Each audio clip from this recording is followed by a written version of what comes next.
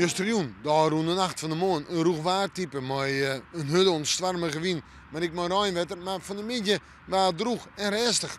Wel, het komende weekend zit denk ik toch wel in het teken van de kans op zwarm van sneeuw op sneeuw. Alles op een richtje zettend, joen en vannacht flink opklaringskans op mist en dichte mist, een waarschuwing voor het verkeer.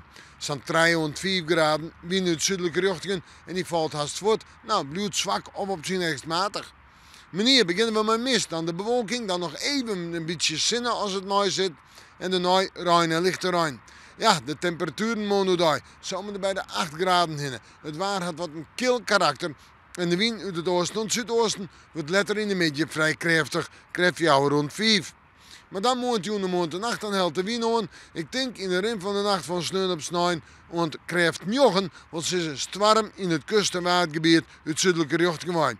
Dan ik wel wat ruim, dan ik een paar buikers en sneeuw de morgen ik nog stwarm in de midden. Bekomt het al je wat en in de midden komt de zinnen er ik weer even terug.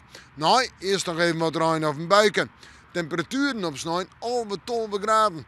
En let erop het neemt de wind uit zuidelijke richting neemt dan wat ouw. En zeggen we dan nou manje, tiese, waasje, manje daar met 9 graden en droeg waar, tiese betieden ruim en 9 graden en waasje 7 graden en ik dan betieden ruim.